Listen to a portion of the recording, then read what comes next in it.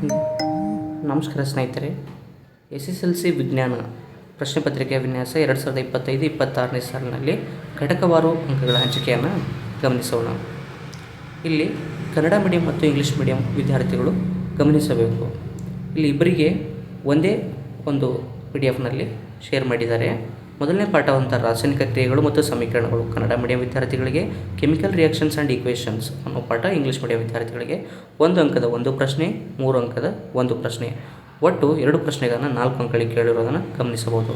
ಇನ್ನು ಎರಡನೇ ಚಾಪ್ಟರ್ ಆದಂತಹ ಆಮ್ಲಗಳು, ಪ್ರತ್ಯಾಮ್ಲಗಳು ಮತ್ತು ಲವಣಗಳು ಆ್ಯಸಿಡ್, ಬೇಸಸ್ ಆ್ಯಂಡ್ ಸಾಲ್ಟ್ಸ್ ಈ ಒಂದು ಚಾಪ್ಟರಿಂದ 1 ಅಂಕದ 1 ಪ್ರಶ್ನೆ, 2 ಅಂಕದ 1 ಪ್ರಶ್ನೆ, 3 ಅಂಕದ 1 ಪ್ರಶ್ನೆ, ಒಟ್ಟು 3 ಪ್ರಶ್ನೆಗಳನ್ನು 6 ಅಂಕಗಳಿಗೆ ಕೇಳಿರೋದನ್ನು ಗಮನಿಸಬಹುದು.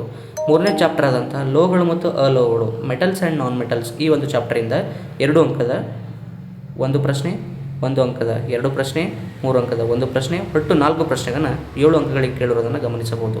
ನಾಲ್ಕನೇ ಚಾಪ್ಟರ್ ಆದಂತಹ ಕಾರ್ಬನ್ ಮತ್ತು ಅದರ ಸಂಯುಕ್ತಗಳು ಕಾರ್ಬನ್ ಆ್ಯಂಡ್ ಇಟ್ಸ್ ಕಂಪೌಂಡ್ಸ್ ಚಾಪ್ಟರಿಂದ 1 ಅಂಕದ 2 ಪ್ರಶ್ನೆಗಳನ್ನು, 2 ಅಂಕದ 1 ಪ್ರಶ್ನೆಯನ್ನು ಮತ್ತು 4 ಅಂಕದ 1 ಪ್ರಶ್ನೆ, ಒಟ್ಟು 4 ಪ್ರಶ್ನೆಗಳನ್ನು 8 ಅಂಕಗಳಿಗೆ ಕೇಳಿರೋದನ್ನು ಗಮನಿಸಬಹುದು.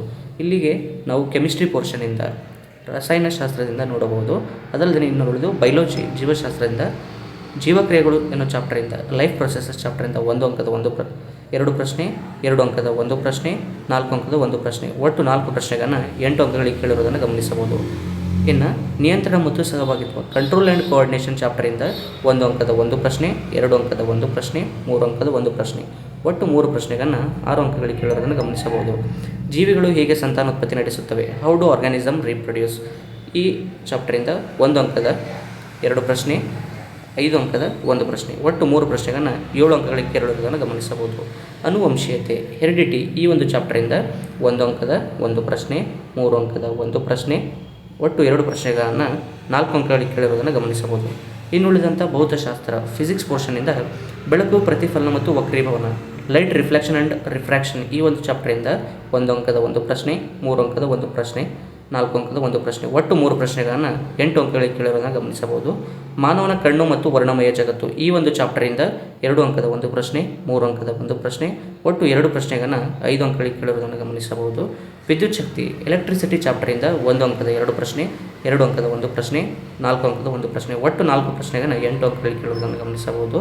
ಇನ್ನುಳಿದು ವಿದ್ಯುತ್ ಪ್ರವಾಹದ ಕಾಂತೀಯ ಪರಿಣಾಮಗಳು magnetic effects of electric current ಈ ಒಂದು ಚಾಪ್ಟರಿಂದ 1 ಅಂಕದ 1 ಪ್ರಶ್ನೆ, 2 ಅಂಕದ 1 ಪ್ರಶ್ನೆ, 3 ಅಂಕದ 1 ಪ್ರಶ್ನೆ, ಒಟ್ಟು 3 ಪ್ರಶ್ನೆಗಳನ್ನು 6 ಅಂಕಗಳಿಗೆ ಕೇಳುವುದನ್ನು ಗಮನಿಸಬಹುದು.